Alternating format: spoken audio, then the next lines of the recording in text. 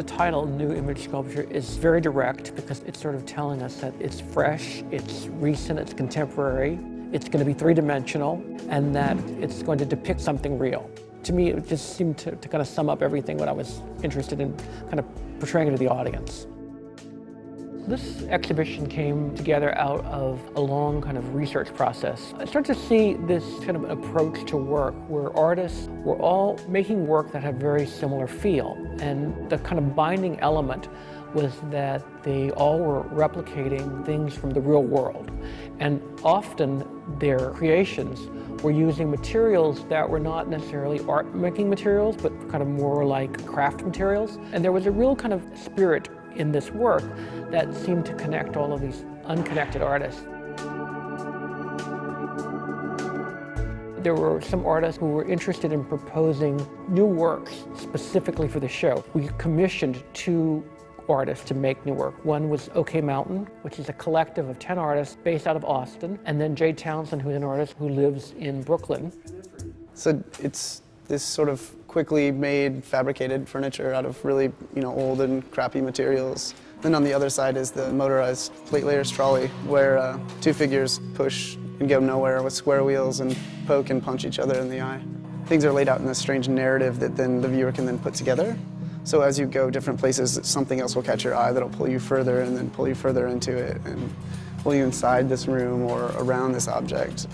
It's essentially, I feel like artwork has a role as becoming sort of a vehicle for communication, a vehicle for a constant dialogue. Jade's work I can completely relate to because it's just, he has that similar kind of like, I need to make one of these, and then you just go and then you make it, you just churn it out and like, there you go, there's one, and then you go on to the next one. I really like that kind of hand-drawn element and the comparisons between both of our works. What interested me about the materials that I use to make the sculptures is that they're readily available, easy to manipulate, and create what I want rather quickly. I mean, no matter how finely you use them, they still also give you the evidence of my hand making them. The images I choose are part of my landscape. I see these things and point them out and then change somebody's walk down the street, which is kind of one of the cool things that art does, is makes people walk down the street a little different and see stuff differently. One of the binding characteristics of the work is that the images are all things that we know. They're very familiar and they're very accessible to people. So in a way, I feel like it's a very democratic kind of approach. You can still connect with the works in the show because they're something that you experience in everyday life, and that was very important. Over the course of installing the show, we have brought a number of artists in to either create things in the galleries on site or to reinstall work they had installed before.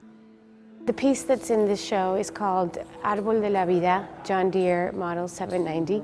It's a work that addresses a very traditional Mexican craft theme, which is the tree of life. The other thing that's being represented here is the agricultural industry that hires so many migrant workers in the United States. So it's a piece, it's kind of a hybrid of these 2 ideas that come together. It's my version of the tree of life. The work is in such a scale that it immediately draws you in to the details of it.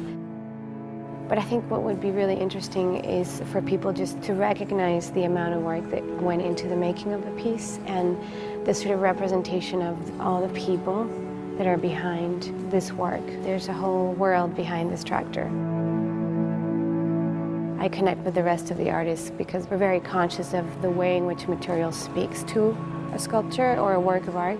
So you have this material that has such a purpose that then gets transformed in order to produce different visual metaphors, really, to transmit the ideas in the work. I think there's definitely much more of an interactive quality to the entire exhibition. I think that will get people having conversations and responding and questioning maybe why some of these things are in a museum and why some of these things are art and why an artist would be compelled to make certain things, or even for the audience to sort of question, are these things really made from those materials? They look so real in a sense that they question how could an artist see that and make that in that sort of material.